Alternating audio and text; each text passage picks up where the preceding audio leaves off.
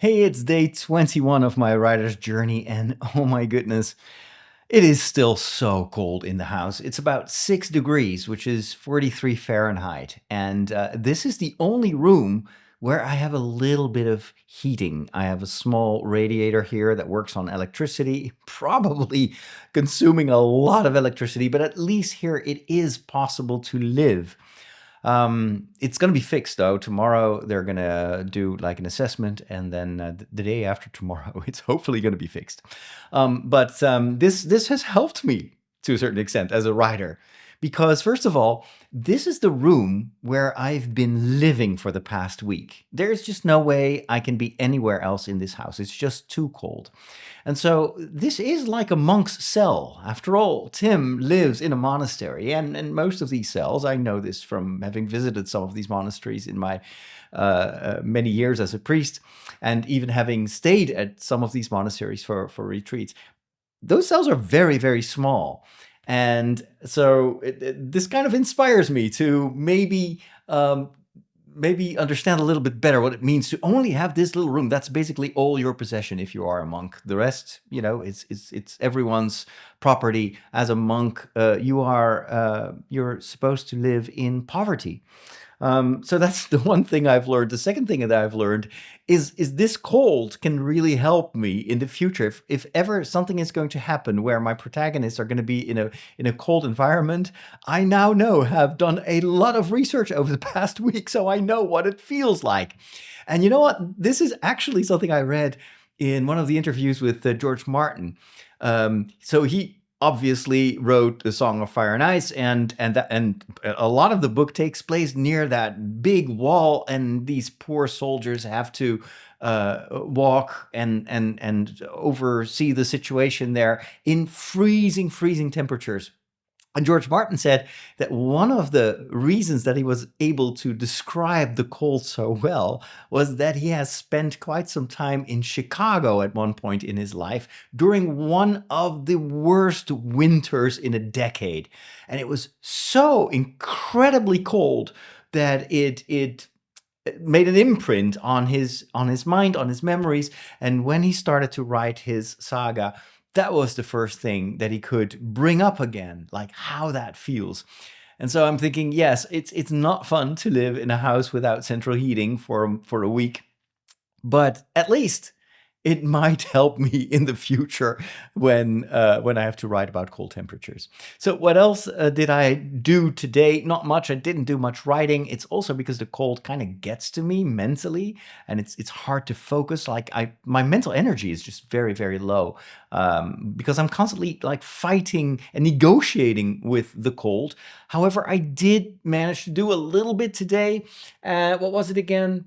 Oh yeah, it's actually a fun experiment that I did.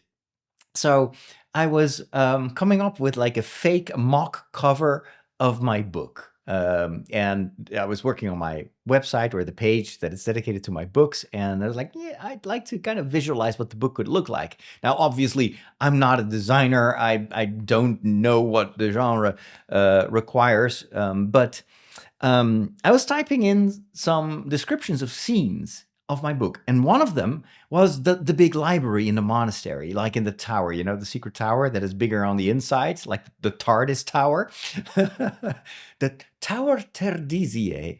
I put that in, what was it, Copilot, and it gave me a few images.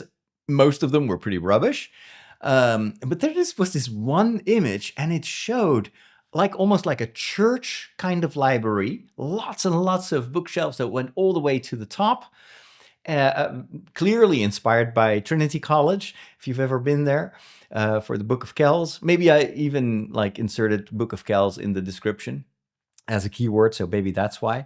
But then in the center, all the way in the back of that kind of chapel-like huge library, there is a book, but it is enormous. It's like towering over everyone, and it's got the pages open, and there are like magic sparks flying out of it. And I was so triggered by that image, and it gave me an idea of how to make this codex feel special. If it's just a big book, yeah, I mean, the book of of Kells is amazing, but mostly because of the illustrations. But this is not a history book. This is a magic book. It's a fantasy book.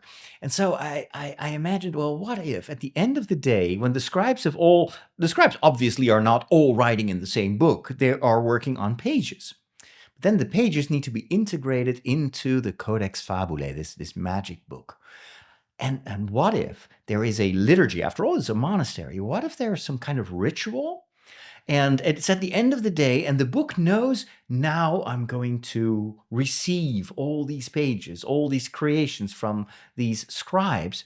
And what if during that liturgy, it grows and it opens almost like a living being, and it breathes. The pages like go as if it's like two lungs, breathing in, breathing out, and then the pages start twirling around in the air, and they get sucked into the book. And then maybe some of the stories or the what is it, the designs that the monks make, maybe they're not good enough. And so some of those pages are rejected. So you get this whole, and so every day the scribes are like, oh, is my page going to be accepted? I can bring my own writer's anxiety into the story. How cool is that?